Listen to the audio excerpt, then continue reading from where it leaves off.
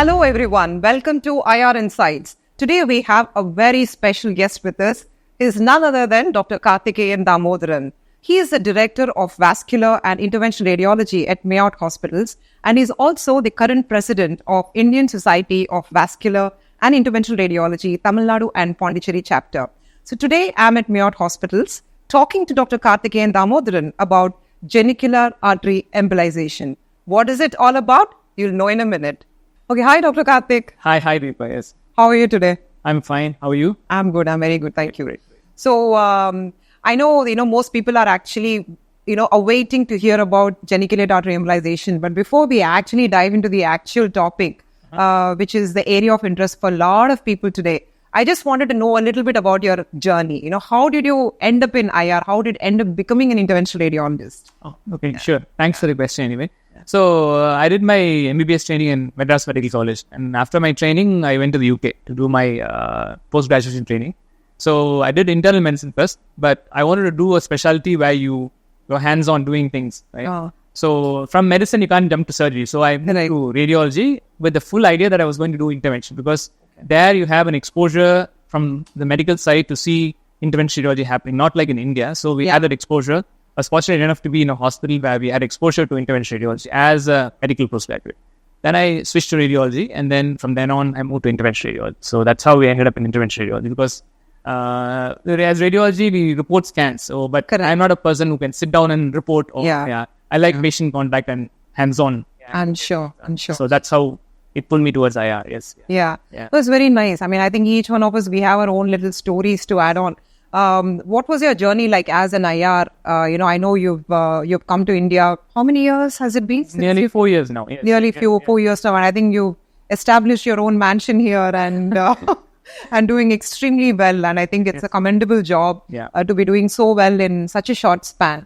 And so what was your journey like in India? Did you have any challenges in IR when you came in here? Yeah, there was, because I came in during the COVID time.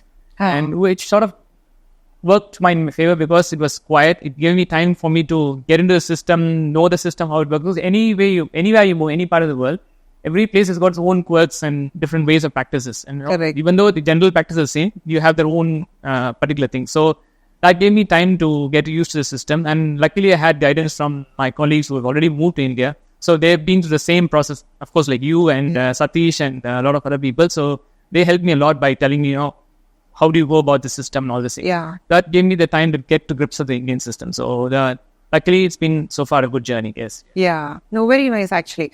How about, I mean, I don't want to use the word marketing. It's a word that we should never use as radiologists or as doctors.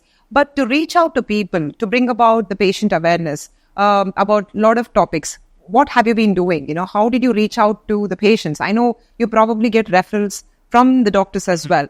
But when it comes to reaching out to patients, what has been your strategy? Awareness is more appropriate word than marketing, because at the end of the day, we all moved to India that we can provide the same sort of service that we do abroad. Correct. A lot of our patients can benefit from that. So unfortunately, in India, what it's been, the thing is, patients are not even aware of a specialty called interventional radiology. Correct. I'm sure you experience the same when you come to India. So I thought it's very important to create that awareness. So first, we started off in hospital. Even when I moved here, even my hospital doctors didn't know what we can offer. So I started off with educating our doctors here, because you go and meet your colleagues in your canteen or in the ward rounds, and then we have a chat. You tell them these are things you offer, and then sometimes they come and ask you questions like, what are you going to do with the DVT? Now, then you tell them, with DVT also you can do things, and then they learn, and they're also interested to know, because everybody's interested in getting the patients better, faster. So, an interventional radiologist, we provide a service where we can get the patients faster with very minimal invasive procedures, right? So that sort of interested them, and then slowly I started moving. Once I got my hospital interested, then we used our hospital's branding marketing team to actually then we tried to create awareness by doing camps with IMA, medical, going to speak to general physicians and doctors and all these referring physicians to for them to know about what we can offer as a specialty, and that helped. And then I slowly moved on to doing videos as well, online marketing as well, to put some short snippets about what we do and interesting cases. So, referring colleagues also know what you can offer, and the patients also come to know that this sort of thing exists. That's how it helps. Yes. Correct. No, very true, actually. I think we need to put in so much of an effort, unlike other specialities. So much of effort is needed. Now, coming to our topic of interest today, which is, genicular artery embolization. What made you, what fascinated you about genicular artery embolization? Okay, so as IAs, we all love all the procedures we do because all the procedures bring benefit to the patients. Patients get, somehow, and some benefit at the end of the day. They're very happy. They got results. And genicular artery embolization particularly is very rewarding procedure because a lot of people suffer from knee pain. When they get in the 60s, nowadays you see people even in the 40s having knee pain. And the definitive treatment we all know is to have a open surgical knee replacement. But there are patients with mild or early stage OA, but they have severe pain. They are suffering with pain. And pain is something, the most important thing for a patient. Correct. They don't know exactly what damage is going on, but they have severe pain that bothers their everyday life. And, it affects their mobility. So they can't move from the bed to their bathroom. That's a very significant restriction of the lifestyle that affects the quality of life. And our hospital being an orthopedic hospital, we see they do a lot of knee replacements. So they see a lot of patients. And we come across patients, the doctors come and tell me that there are a lot of patients we have suffering from pain, but we don't have a solution for them because they're not ready for knee replacement or they're not fit for knee replacement. Then they are stuck in the middle. They don't have a solution for them. And then luckily we had genicular artery embolization, which sort of come up in the last few years. Correct. And this turned out to be the perfect solution for them because, now we can offer something for the patients which offers them sustained relief without having to take painkillers. The side effects of painkillers, all these things. Then they go desperate, they go try doing Ayurveda, massage, oil massage, all these things, but they don't give much benefit.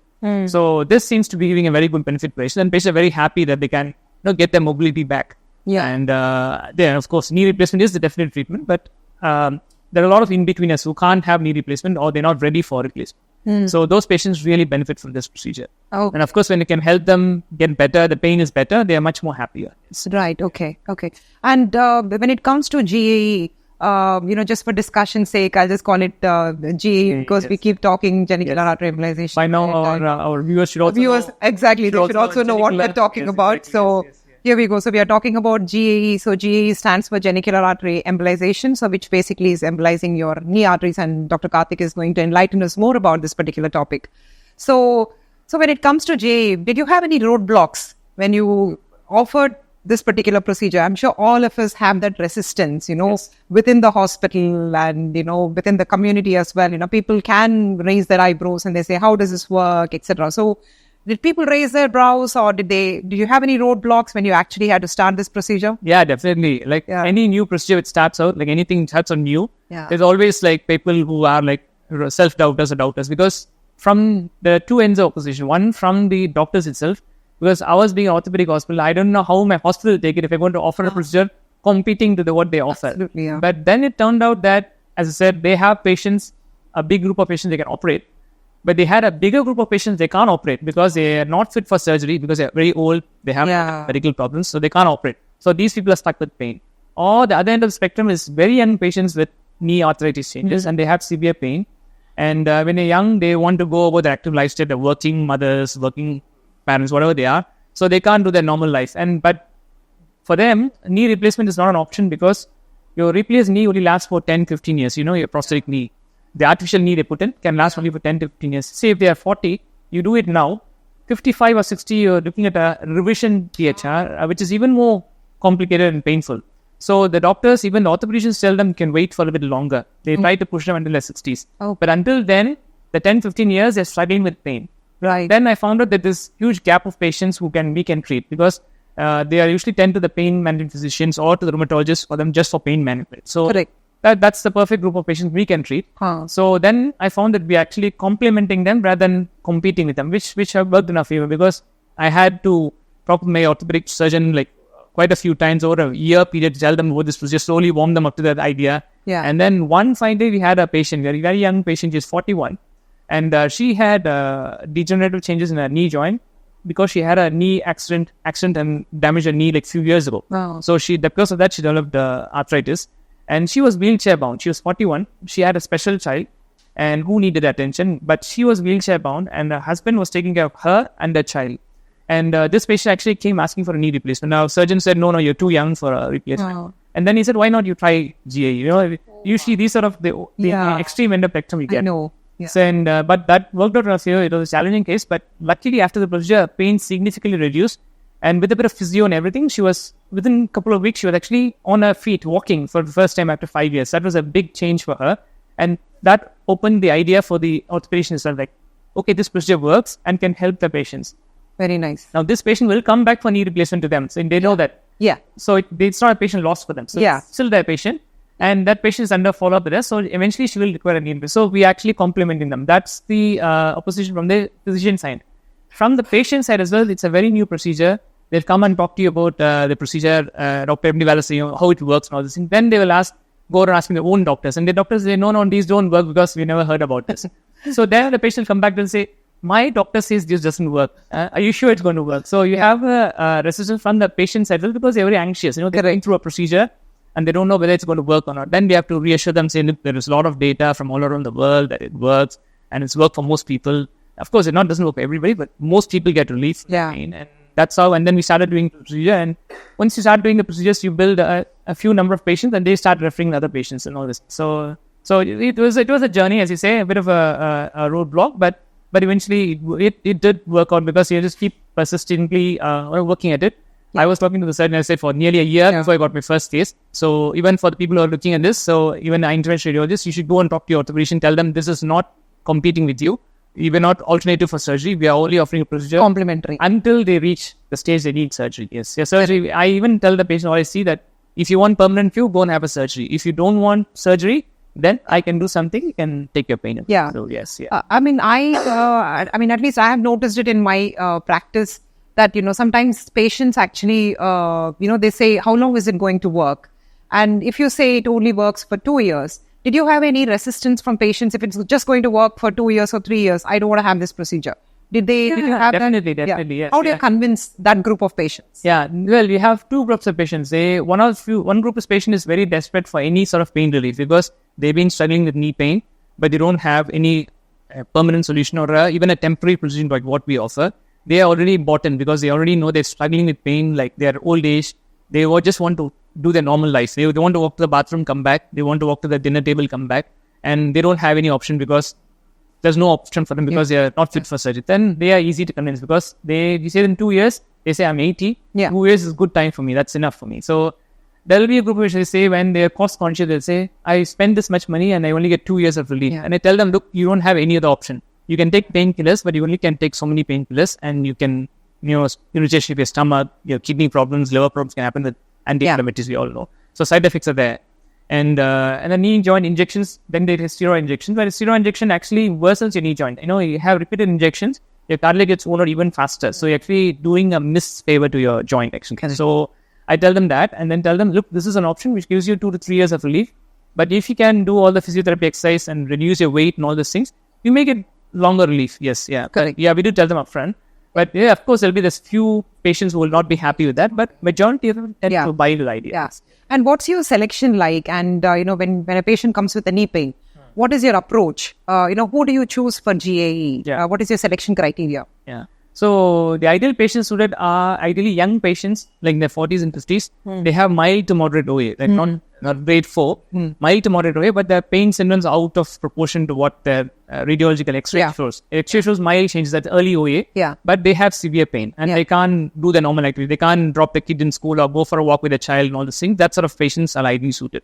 At the end of the spectrum is the old patients who have severe pain, severe OA, but they don't have any option because surgery is not an option for them because they're very high risk for surgery. Then, of course, for them, the relief is slightly less, response is less, but the thing is still, they don't have any other option.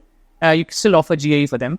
So those are the two main groups of patients we offer. And then there's another group who don't want surgery at any cost. They're like, I don't want to have surgery at any cost. Even if you offer me 2 years, I'll take it. So there's another group of patients there. Yes. But we, as you say, rightly said, we upfront tell them, this is only going to offer you 2 to 3 years of relief at best. That's what the evidence shows. We haven't seen the patient up to 2 years follow-up yet. All the evidence has come as that. And this is what it is. And it doesn't going to change the structural damage in the joint. It's still going to be there. Correct. So if you tell them they're a friend, honestly, then they know what they're getting into. And it's fine. Yes. Yeah.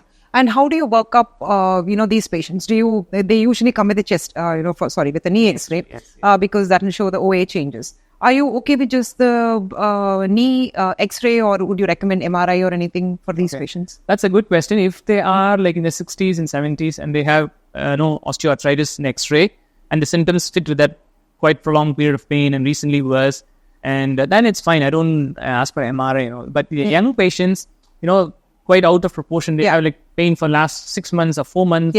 And they are very young and the X-ray doesn't show much changes. Then you're in a bit of doubt whether they're having any cartilage injury or ligament injury, which they are missed. They don't notice they had injury. There are smile twists, but they don't think it's a very serious event. They don't tell you they didn't have trauma, because we all ask all these patients, any trauma and all this. And they say, no, I didn't have any major trauma. But they may have twisted the knee somewhere, getting down the stairs, something we didn't notice.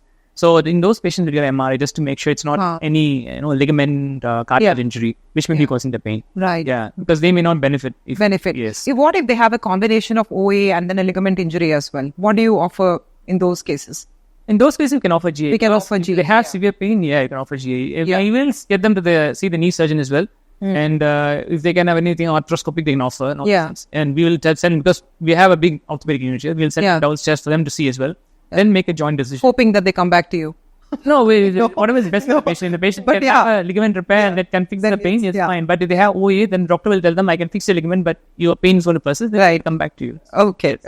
How about, I've been to one of these centers wherein they were talking about the horizontal tear of the meniscus. So, that tends to respond to GAE. Have you had any experience with that? Any horizontal tear tends to work well? I've been checking the way, because I don't do MRI for all my patients routinely. They may have had a horizontal tear we didn't know about. But mild to moderate OA, probably they have some, because even severe OA or moderate OA, you see their MRI scan, they have all this posterior horn tear, all these tears there. So they have tests, but I haven't looked at it that way, because we haven't done MRI for everybody. Because an MRI from everybody, but again, cost point of view, it becomes higher for our patients. So if it's straightforward OA, the X-ray is there, then I just go. And then just go ahead. And the pain is there, then you go ahead. Okay. And so what is your strategy? When they come to your OPD and you see the patient and then you looked at the investigations, whatever they had, what is the next thing? You look at some scoring, or how do you stratify patients? Yeah. So you can stratify them based on the X-rays they come with. Then you can also do their pain scores. There's quite a few pain scores looking at the functional capability, OMAC score and all these scores. You can COO score. You can do that score. That actually helps you, because you can have objective evidence of whether your procedure worked for the patient. Right? So we do the OMAC score. We do the visual analog score. That's simple score, 1 to 10. 1 is mild pain, 10 is worse pain. How much you have it. Just what they perceive. And we usually also tell them that some patients get 70% pain relief, because pain is very subjective. So some patients, we tell them 70% pain relief. It can be between anything 70 to 90% pain relief. We tell them that. We do these scores. Then we explain to the patient about the procedure and what to expect. As rightly said, 2 to 3 years of pain relief. You can't overdo things only because your knee is pain-free doesn't mean it's all back to normal. It's still the old damaged knee. So you have to be very careful with what you do. We tell them that. And we also, if they're overweight, we also advise them weight reduction and dietitian advice in hospital, just to get them to help them lose weight. And we tell them that, because if you're going to stand up with all that heavy weight, it's all going to land on your knee and cause more damage. So, and then we also get physiotherapy as well for them, for quads and hamstrings to strengthen the knee joint. I tell them that it supports your knee better. So the chance of you making more damage becomes slower. So all patients get that. So because it's a holistic, you're not just relieving the pain, you have to make sure that it doesn't come back faster. So that helps. And we do the routine blood tests. That's what we do. And then we plan for the procedures. And then after procedure, we see them in 2 weeks' time. We again do the OMAC score. All the scores we do. And then bring them back in 3 months' time to see how they responded. Again, we also have an evidence of how they responded. Correct. Okay. And what is your strategy for GAE? Are you doing it as a daycare procedures, or is it a single night admission? How do we? I usually make them stay for a day. Right. Because most of them want to use the insurance. And insurance only works if they stay for at least 24 hours. Correct. So they don't mind staying. And in India, the day case or OBL concept comes only in the US or the Western countries where they want to minimize hospital stay. Correct. Because they get incentivized to do them as OBLs. You know that in US, use OBL, they get paid better. So that's why the push comes for OBL. But in India, the hospital bed cost is minimal. The procedure cost is what costs. Correct. So they don't mind staying for a day extra. It's probably 3,000 rupees extra for them for the overall stay. So they don't mind staying. And they also feel reassured that the pain is gone before they go home. They don't want to go home before their pain is all settled. Because they always have this thing that what if they go home, they have a problem. Especially if they're older patients and the sons are worried that, I don't want to take the patient with pain. They want to see the pain is subsided before they go home. So in India, I think it's not an issue. So we give them for 2 days, even we admit the night before sometimes, do the procedure in the morning. The next day morning, we discharge them. So they stay for 2.5 days. And what is your approach in terms of the GAE? Do you approach a pedal approach or is it an SFA puncture? What is your... Yeah. I've wanted to try and stay safe because it's a highly new procedure and we're starting off new. We want to make sure you don't have any complications. So I try to go from the groin to integrate femoral, common femoral puncture. Pedal puncture can be done if the patients are big and they're quite healthy. But, our patients, they're old in their 70s. I'm sure they all have they're all diabetics. They have some peripheral vascular disease. Yes. So then you have a risk of compromising your dorsalis pedis if you're trying to puncture that. Right. And the last thing you want to create is another problem for the patient. Yes. And they already have knee pain. And so you can do a Doppler and check, but again, it adds to the cost. You have to do a Doppler document that again, Dopplers, unless you do it yourself, they only give this phasic for, they're not going to give the vessel diameter. So you have to be very meticulous. If you want to do really pedal puncture, you have to make sure you scan it yourself and make sure your vessel size is more at least 2.5 to 3 millimeters. And rarely you have, females and all don't have 3 millimeters. So you are at risk of having injury to the vessel and all these things. So I tend to go from the groin. Antegrade puncture, yes. And the antegrade puncture, I know some centers are doing the direct SFA puncture because, when they do a CFA puncture, sometimes in the risk of getting into profunda and then manipulation and doing all that. So people have started doing the SFA puncture. What's your take on that? Would you still do CFA or would you do an SFA puncture? No, this SFA or CFA puncture comes from the technique point of view. It comes from, you need to press against the bone. That's correct. So you scan it yourself, and if you see the CFA and the decent length of CFA and against the bone, and you can safely take a CFA puncture and have enough length to negotiate your wire into SFA, you do a CFA puncture. But if you have a very high bifurcation or a very short CFA and you have a bit of SFA against the bone, femoral head, then you can safely take the SFA puncture. Even if it's not a high bifurcation, if your SFA is against the bone, you can press against it. And it's fine. That's where it all comes from. The CFA or SFA puncture is all based on you need a bit of piece of bone underneath to press against it. So if you can get a SFA puncture and still press against the bone, you might as well take it. It makes your job easier. Because they, off late, people are going to the smaller sized catheters. When I went to this Okuno center as well, he's been using not exactly on the bone, but an SFA puncture with a 3.3 French catheter. And his take was like, it's okay if you're using a 3.3 French catheter, even an SFA puncture should be okay, and it need not necessarily be a CFA puncture. So I don't think we have those catheters in India, 3.3 French catheters to go inside and do it. So what is the size of the sheath that you normally choose? And I am using a 4 French sheath because sending home the next day. And the idea is to mobilize them early. So I think 4 hours later, with the 4 French sheath, you can mobilize them. So 4 French sheath I use, 4 French diagnostic catheter.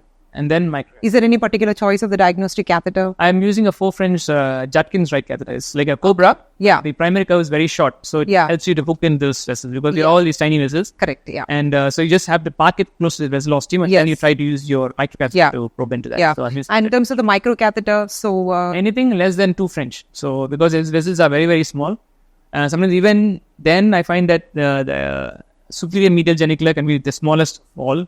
And sometimes just can't get into it. So so I use 1.7 French. There's a Asahi Veloute or 1.9 French. The Veloute is the one with an angle. They have an angle tip. Prograde Lambdas also come with an angle tip. It's a 1.9 French. And recently Prograde has released a 1.7 French as well. That's right. So Alpha is it? Prograde Alpha is it? But that's what it releases. Okay.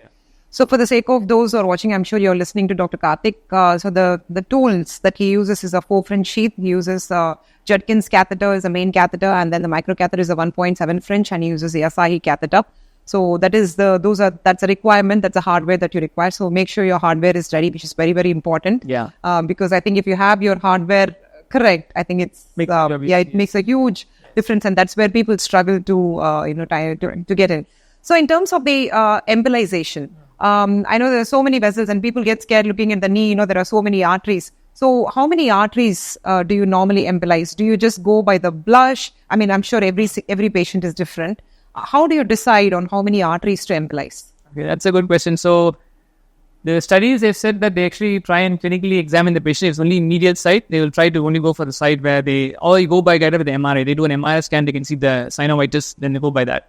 But most of my patients, we've done raw like tri-compartment low ES. They all have everything all around. So you have to end up cannulating all the arteries.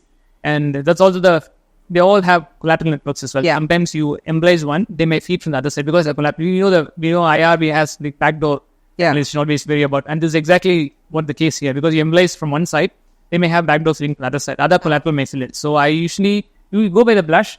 and the vessel size. And also I try to cannulate as much as I can all the arteries to see if I cannulate the artery and there is no blush, then I will not embolize. But if you cannulate the artery and there is a blush, I will, even if it's a lateral side, I will still embolize. Yeah. So roughly around 3 to 4. 3 to 4. Yeah. So it's a descending genicular, supralateral, and on the top there is superior, there are medial and lateral genicular, and the inferior has got a medial and lateral genicular, and that's one coming from inferior anterior artery, recurrent anterior tibial artery. So you spare the median genicular artery, the one which median genicular usually you don't tend to do because your cruciate supply comes from there. So you need to avoid doing that. Yes. Yeah.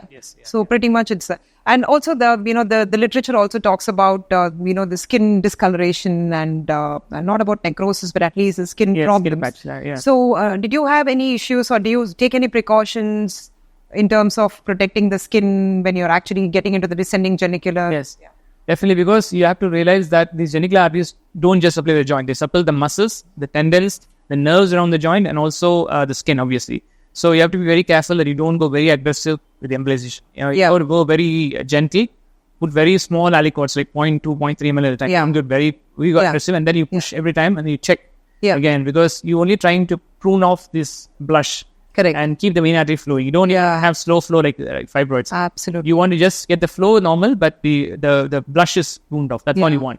Yeah. So if you go too aggressive, I think the Western studies, they all showed that they had a lot of skin discoloration. To avoid that, you can apply ice packs in your knee, which I routinely do, which will vasoconstrict your skin arteries, and hopefully your particles don't go in there. But again, you have to be very gentle with the embolizations. You don't make sure you don't over-embolize. It's very easy to over-embolize. Because all you need is like 1 ml of the dilute embolic material in the whole procedure. If you use like lots, then you're probably over-embolizing. Yes. Correct. And again, sometimes I feel embolization is probably a term wherein people actually go and Google it and then they say it's blocking the blood supply. So most of the patients, sometimes they ask, if you block out the blood supply, what happens to my knee arteries? But as you rightly said, it's more about normalizing the blood supply to the joint rather than, there is hypervascularity that you're trying to normalize. This also patients ask me what if you block the blood supply, how will my knee get that? Exactly. No. Embolization means blocking blood supply in simple terms. When this one, you only block off these abnormal blood vessels, which are causing your inflammation. The normal blood vessels will be maintained. Even if you go for a knee replacement future, there's no issue. We've had patients who had procedure done the next month, they've went for knee replacement. There was one patient who was rheumatoid arthritis, very bad knee. Osteoarthritis also had come in, and he had like very fixed flexion deformity. He couldn't move his knee because of pain. So we embolized the synovium, got the pain better, so they did a bit of mobilization physio to get his knee straightened out because it was like 90 degrees fixed. So the surgeon can't operate. So we did physiotherapy, they got the knee straightened, then he went for knee surgery. Right. So what did happen is within a month of the procedure, after physio, he went for knee surgery and he had no issues. The surgeon didn't notice any no vascularity or no core healing. So that's it's a myth actually. If you just do pruning of the abnormal blood vessels, your normal blood flow is maintained. So it doesn't do any harm to your knee, or if you go ahead for a knee. No, that makes a lot of sense. That particular word, it's like it's embolization of the abnormal vessels and not of the normal vessels. Makes a lot of sense. So when it comes to bilateral GA, do you people have got knee pains bilaterally most of the times? Do you space them out, and what is the gap that you give between two? Yeah, absolutely. I space them out because this is not an emergency issue for you to jump into. The more you do, the more chance of having probability wise. You may be safe and get away with 2 knees at the same time, but I usually do 1 knee because you have to do 2 punctures in the groin. So I do 1 knee. 1 or 2 weeks later, bring them back for the second knee. By let this knee settle down, this knee pain be better. They'll be actually psychologically also better. If 1 knee work for them, they'll be happy to come for that side as well. Yes. You do both and they're not happy, then they'll like complaining. So it's better you do 1 knee, and because it's driven by clinical needs. No, this is like the pain has been going for some time. It's not acute pain or acute bleeding. You have to do it now. So and all procedures we do, we have to be mindful. Even the best of hands can have complications, even unexpected. So they can minimize the risk of complication by just doing one side, bring them back and do the other side. And then do the other side. And in terms of the choice of the embolic agent, I want to give you 4 choices. Which one will you pick up? So imipenem, celastin, lipidol, contrast, PVA or embospheres. I've been using the last 2, PVA or embospheres. One of the 2 I've been using. So I've not been using the imipenem celastin. I didn't try. It's a temporary embolic, and lipidol is promising now. That people say that there's some study out there, but I've stuck with embospheres work for me. PVS work. We always interventional radiologists, whatever works for you, stick to that. Because you know how it behaves and how they respond to the treatment. Okay. So I just stick to embosphere or PVA. Yes. Okay. And how much normally do you inject? So for a unilateral GA, how many ml do you use? Because I've seen people using, generally when we look at uterine fibroids, people use volumes of embolic agent. Correct, yes. Contrary to, UAE or any of the other embolizations, here we use very, very little. Yeah, that's right. How much? Very, very little. Yeah. Actually, average, we looked at probably 0.8 to 1 ml of the whole diluent embolic. So Embospheres, if you take it, I dilute it to 20 ml. And out of the 20 ml, you only use 1 ml. Yes. Wow. Yeah, so maximum, average, yes, yeah. So Right. So you have to be very mindful that you don't overdo things. Yes. Okay. Yeah. That's when you run into complications. People have reported foot drop and nerve ischemia because of this. Even bone infarcts have been reported because it supplies the bone as well. So if you go overboard, then you might actually cause this injuries. That's when all these complications come in. So you rather, I would say, when you start off, rather under-embolize than over-embolize. Yes, yeah. Right. Okay. Yeah. Because even if you feel that you under-embolize, it's still okay. Okay, that's very nice actually. So the choice of embolic agent in your case is PBA or Embospheres, and I think all of us should be aware it's not a lot. It's just 1 ml is from his experience. That's what he says. And what has been your experience? You've done patients, so many patients right now. So what was the feedback like from the patients? And I have seen your social media reviews, but just for the sake of everybody listening to you. So far we've done around close to 80 patients this year. Wow. Yeah, that's a lot of patients we did. Yeah. And I think 95% has been really good reviews. I think at least we looked at the data as well just to see what we've done and whether it really worked. At least 90% have got more than 70 to 80% pain relief from the procedure. Yes, yeah. Of course, always have these few outliers. Yeah. Have this, and complications wise, touch wood, so far none. Not major. Minor. One patient had a bruise, as you like the purpuric patches on the skin. Yeah. But it was asymptomatic. She didn't complain, but we examined the knee 1 week later. We saw these patches. And it settled spontaneously because it was really mild and she didn't have any pain. If you have pain, then you can apply steroid cream. But it was not that. Yeah. So the response has been very good. So patients get very good relief and they're very, very happy. As you can get some patient relief of the pain and they can walk. Nothing like that. Because they got their freedom back to walk. Absolutely. And especially old people, because they don't want to depend on their children or somebody to get them everything or move around. This is a basic need, your independence of moving around. So they're very happy with the results. So actually, so far it's been very, very good. The results have been very good and rewarding. So Okay. Yeah. Very nice. And the post-procedural care, do you keep them for a day and the next day you use? Yeah, next day the same day afternoon we'll remove the groin dressing. We put a compression bandage on that. We'll remove it by the end of the day. And again, we'll tell them to mobilize just limited moving around to the toilet and back, all these things the first day night. Next day morning, we ask them to mobilize around. We'll ask them to move around to see how their pain is. Usually, we also tell them it takes 3 to 4 days for them to see good pain relief. But some of them surprisingly say the next day morning the pain is actually better. Wow. And we also give them for anti-inflammatories, ice pack compressions. So we tell them to apply ice packs for 2 to 3 days after the procedure, 3 times a day. And we give them like mild anti-inflammatory like Combiflam. Because we also been working inside the joint and that can cause some inflammation. So we have some Combiflam twice a day, very small dose for 2 days. Yeah. And we stop that. And then we bring them back in a week or 2, depending on how far they are, to see how they're doing and how their pain relief is. By 1 week or by 2 weeks maximum, the pain relief is settled. So they should have maximum relief. Because initially they can report a bit of stiffness in the knee as well, which is not there before. They can have some stiffness. But that also, all things ease out by 1 to 2 weeks. So see them back in 2 weeks' time. Okay. Have you considered steroids for any of these patients, like a post-procedural? Because there are some centers who offer steroids as a post-procedural care for a couple of days. No, I think it's a bit. Over. But that comes from the US again. They use this Medrol nose pack. They all give them blankets. Even for fibroids, they give steroids because it is a potent anti-inflammatory. Correct. But again, if you're diabetic and all, you're going to bump up the glucose. Is going to go haywire and all. This is going to happen. I think it's a bit overboard, but they always do it because they send the patients home and they don't want them to complain. So. Here we tell them any point you can call us back, let us know what's happening. But so far, everybody's been okay. They come back in a week. They don't call in between to say, my pain is worse or anything like that. Okay. So I just give them mild anti-inflammatory drugs and we send them home and tell them to use ice packs. And then we, of course, give them strict warning about weight loss because we tell them the pain is going to come back faster than 1 year if you're going to keep your weight like that. In India, at least you have to scare the patients to really tell them to follow the regime. And then, of course, we tell them physiotherapy exercises twice a day to strengthen their quads and hamstrings so that they can support the knee better. That's what. Okay. Yeah. Actually, it's a minimally strict procedure. Actually, post-procedure guidance is not much for the nursing care as well as our care as well. So it's very minimal. So it's actually a quite rewarding procedure. If you get the hang of it, you start doing it, you will probably do it under an hour. So it's not very long procedure as well. Correct. So you can get down and get it done, and then and the results are very rewarding as well. Yeah. No, very nice. Thank you so much for enlightening us about GE and for your wonderful work as well. Thank you. It's a huge number in such a short span, and I'm sure a lot of people will get to know about this procedure, and also for especially for the budding interventional radiologists, I think all of us have got a lot of doubts about, how to do, what not to do. So what is your, maybe a couple of takeaways to the budding interventional radiologists, and also to a lot of people who are already doing interventional radiology but haven't done GAE?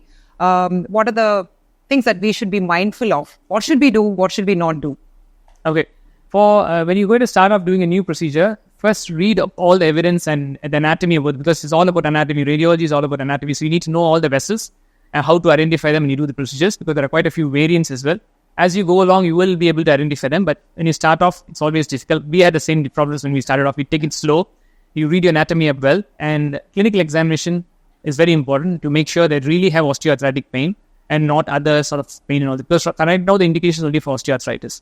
Rheumatoid and all is not there. So you have to make sure it's really osteoarthritis you're treating. And if you're young patients, you have to make sure it's not something else like some connective issues or all these things. So we do an MRI to make sure. So it will be very good with your workup. Even though it's like very minimalistic procedure, you have to make sure you clinically examine the patient, make sure they know what it is. You consent them, explain them fully that you're only doing a procedure for temporary pain relief. Even though it's interim, like 2 to 3 years, it's not permanent. They need to know that, because they shouldn't come with the expectation the pain's going to completely go away.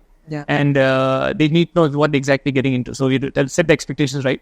And of course, the procedure, take it slow. And you, as I said, you read up about the procedure and anatomy, make sure you know about it. And then don't over-embolize, very important, yes, because we all want to make it look perfect and try to make the flow go down. You think more is better, but it's not in this case. You have to make sure it's really just prune the blood vessels and make sure that the blush goes away. That's it, all you want. Yeah. So, yeah. Right. So, I think that's a perfect takeaway. So, I myself learned so much talking to you. I'm sure a lot of people would have. So, thank you so much once again. And we look forward to, another podcast with you, maybe on another topic. But thanks a lot. Thank you for the excellent session. Yes. Thank you. Good opportunity. Thank you so much. Thank you.